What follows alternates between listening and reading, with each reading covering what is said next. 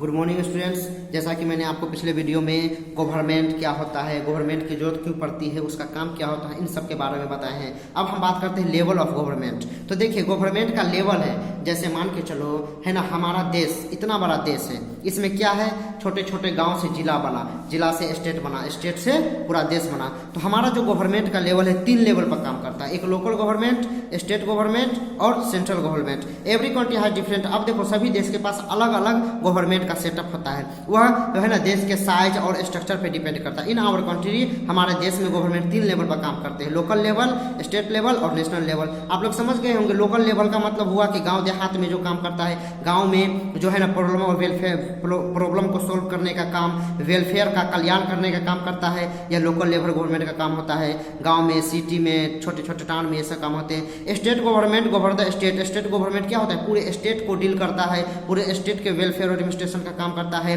और जबकि यूनियन और सेंट्रल गवर्नमेंट पूरे देश का मालिक होता है, और यह सबसे हाई लेवल है हमारे देश का। और यह जो है पूरे देश में अपना नियम कानून और पूरे देश के जनता को कल्याण का काम करते हैं। और यह जो डिसीजन लेता है, जो सेंट्रल गवर्नमेंट अगर कोई डिसीजन लेता है तो वह पूरे देश को मानना पड़ता है। तो इसी देखिए आप एग्जाम्पल के तौर पर समझ सकते हैं, हमारे देश में है ना 3 लेवल है। उसी के है ना, आप चले जाइए नेपाल में, तो देखिए नेपाल में गवर्नमेंट में क्या है, मात्र एक ही लेवल है, स्टेट लेवल। ये पूरे होता है, पूरा देश में एक लेवल होता है, क्योंकि नेपाल में जो है वह क्या है, स्टेट नहीं है, पूरा एक ही देश है, कई सारा डिस्ट्रिक्ट मिलके एक ही देश है। तो वहाँ पर एक ही जो है ना, जो वहाँ पे जो वो पीएम है वह पूरे देश को वह खुद अकेले ही कंट्रोल करते हैं। ठीक है। अब देखो ऑर्गन है ना, गवर्नमेंट के ऑर्गन क्या क्या है, कितने अंग है, तो गवर्नमेंट के 3 अंग है, 3 ऑर्गन है, लेजिस्लेचर, एक्सिक्यूटिव और जुडिशियरी, है ना। Government has through the main organ. Government जो है 3 ऑर्गन मिलकर चलता है, legislature, executive and judiciary. Legislature is law making organ of the government. Legislature का काम होता है कानून बनाना, देश में कानून बनाना। Parliament is the centre of legislature of our country.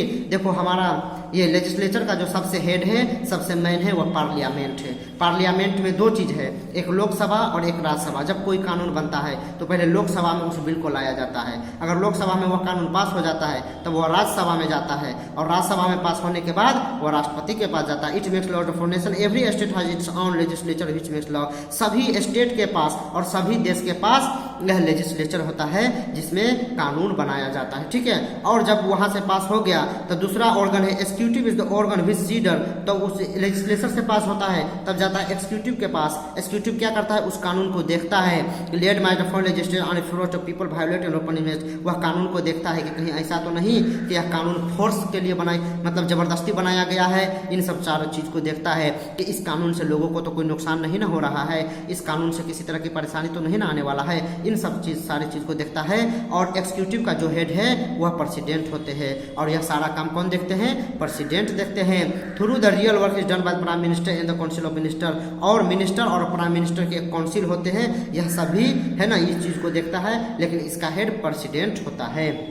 At the state level, at the state level the executive is headed. और स्टेट लेवल में जो हेड होते हैं, स्टेट लेवल में एक्सिक्यूटिव का जो हेड होता है वह गवर्नर होता है, और चीफ मिनिस्टर और उसके मिनिस्ट्री ऑफ काउंसिल होते हैं। ठीक है। तो जब एक्सिक्यूटिव से है ना वो पास कर दिया, अब तीसरा जो ऑर्गन है वह जुडिशरी है ना। Judiciary system is government who send the judiciary power is vested. वो जुडिशरी सिस्टम जो है उसके पास जो क्या है, न्यायिक पावर है, जुडिशियल पावर है ना, वह अधिकार प्रदान करता है। It function through a system of courts.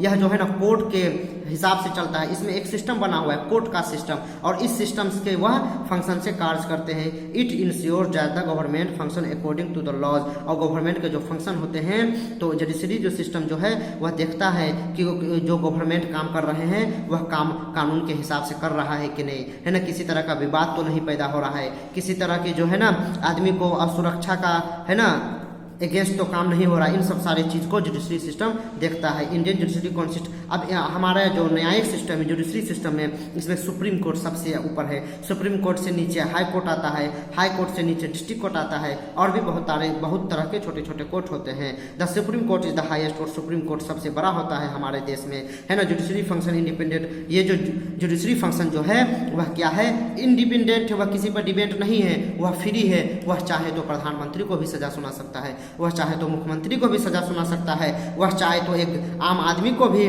जो है ना पनिशमेंट दे सकता है ना। यह सारा काम वो किसका होता है, सुप्रीम कोर्ट का होता है, जुडिशरी सिस्टम का होता है। इस इमेज के जरिए देख सकते हैं, ये सुप्रीम कोर्ट है, ये हाई कोर्ट है, ये लोअर कोर्ट में डिस्ट्रिक्ट कोर्ट है ना, आपको ये सब डिविजनल कोर्ट आ जाता है, ठीक है। जैसे देखिए प्रेसिडेंट होते हैं, प्राइम मिनिस्टर होते हैं, और minister of council of ministers होते हैं, बहुत सारे मिनिस्टर का एक काउंसिल होता है, राज्यसभा है, लोकसभा है, ठीक है। तो ये जो है ना आपको गवर्नमेंट ऑफ ऑर्गन थे कि ऑर्गन के इतने सारे गवर्नमेंट होते हैं, ठीक है। गवर्नमेंट के ऑर्गन के बारे में मैंने आपको बताया। अब देखो टाइप्स ऑफ गवर्नमेंट कितने टाइप्स का होते हैं। देखो तो मेनली गवर्नमेंट 3 टाइप्स का होता है, मोनार्ची, डेमोक्रेसी और डिक्टेटरशिप। मोनार्ची क्या होता है, तो देखो monarchy the form of government in which the country ruled by the monarch who may be king और क्वीन। मोनार्ची है ना गवर्नमेंट का एक ऐसा रूप है, एक ऐसा फॉर्म है जिसमें क्या होता है, कंट्री में पूरे राजा या रानी का अधिकार होता है। मोनार्च उसी को कहा जाता है कि कोई सिंगल आदमी अगर पूरे देश में शासन चला रहा है तो उसे मोनार्च करते हैं, चाहे वह राजा हो या रानी हो। ऑल द डिसीजन वो जो होते हैं पूरे देश में सभी तरह के डिसीजन वो खुद लेते हैं। She might be the small group of people, और वह क्या होते हैं, कुछ है ना आदमी, कुछ है ना पीपल का ग्रुप बना के रखते हैं छोटा सा, जो क्या करते हैं उसको सजेशन देते हैं, और उससे है ना राजा या रानी जो होता है वह हेल्प रहता है, कोई हेल्प लेता है कोई काम करवाने में। बट द फाइनल डिसीजन, लेकिन फाइनल डिसीजन जो होते हैं वह मोनार्च ही लेते हैं, राजा हो या रानी हो, ठीक है। Monarch are hereditary date after the date of monarchism. अब वो हेरिडेटरी होता है, वंशानुगत होता है, वंश के हिसाब से होता है। अगर राजा या रानी मर गया तो उसका बेटा या बेटी क्या होगा, गद्दी पे बैठेगा। सब न्यूली अभी कुछ मोनार्च जैसे है ना किंग फिलिप बेल्जियम में, उन्होंने 21 जुलाई 2013 को राजगद्दी पर बैठा, है ना। किंग विलियम एलेक्जेंडर नीदरलैंड का 1 मई 2013 को नींव पर बैठा, है ना। तो ये कुछ जो है ना न्यू एग्जाम्पल है मोनार्च का। अभी नेपाल में पहले मोनार्च सिस्टम था, राजा रानी आप लोग सुने होंगे, राजा का शासन था, लेकिन अब वहाँ क्या हो गया है, डेमोक्रेटिक आ गया है, या फेडरल डेमोक्रेटिक है। यहाँ क्या है, गवर्नमेंट जो है वो छोटे छोटे स्टेट में बटा हुआ है, ठीक है, ये छोटे छोटे एरिया में बटा हुआ है, लेकिन सारे एरिया को, सारे डिस्ट्रिक्ट को अकेले जो है नेपाल सरकार ही क्या करता है, डील करता है, ठीक है। तो ये मोनार्च सिस्टम था। अब डेमोक्रेसी क्या है, it is the people of power the government people choose there. और डेमोक्रेसी में क्या होता है, लोग खुद वोट देकर, और लोग खुद क्या होता है अपना सरकार चुनता है। The people choose their representative through election. People जो होते हैं वो इलेक्शन के थ्रू अपना रिप्रेजेंटेटिव चुनते हैं। जैसे हम लोग अपना MLA और MP चुनते हैं, तो ये मेरा रिप्रेजेंटेटिव हुआ, मेरा प्रतिनिधि हुआ, और यह जाएगा संसद में और वहाँ पे क्या करेगा, उस मिलकर सरकार के साथ अपना जो है ना देश को चलाएगा। The representative are elected for the fixed period. जो रिप्रेजेंटेटिव होते हैं, जो MLA या MP होते हैं, वो एक फिक्स्ड पीरियड के लिए चुने जाते हैं। लेकिन मोनार्च में राजा रानी क्या था, उसका पीरियड फिक्स नहीं था, जब तक वह जिंदा है राज करेगा। लेकिन डेमोक्रेसी में इसका पावर फिक्स्ड होता है, 5 साल के लिए हम लोग चुनते हैं। द रियल पावर, इसीलिए कहा जाता है कि रियल पावर जो है वह जनता के हाथ में होता है। अगर 5 साल में वह सरकार अच्छा काम नहीं करेगा तो हम लोग अगला बार इलेक्शन में उसे क्या कर देंगे, हटा देंगे, उसे हरा देंगे। तो इस तरह कहा जाता है कि जो रियल पावर होता है डेमोक्रेसी में, वो जनता के पास होता है ना। In India is a democracy. हमारा देश क्या है, एक डेमोक्रेसी है। It is govern by the people for the people and the, है ना, एंड ऑफ द पीपल। पहले ही बता है कि हमारा देश क्या है, जो है ना यहाँ एक डेमोक्रेसी है। यहाँ government by the people for the people end of the people. यहाँ जो सरकार होती है वह जनता के लिए, जनता का और जनता के द्वारा ही चुना गया होता है। Democratic government in our time has refer to the representative. हमारे देश में जो डेमोक्रेसी है वह रिप्रेजेंटेटिव डेमोक्रेसी है, क्योंकि यहाँ हम लोग अपना अपना रिप्रेजेंटेटिव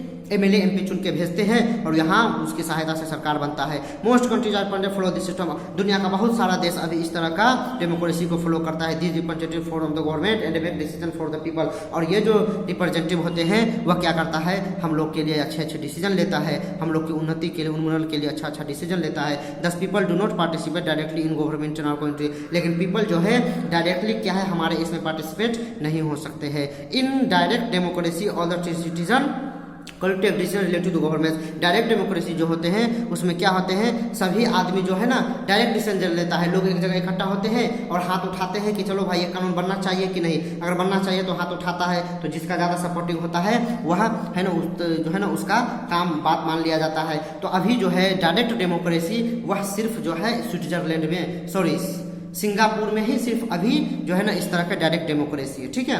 और तीसरा जो टाइप से वह है dictatorship. Dictatorship is the power relies the hand of person rule the country such power obtain for the force.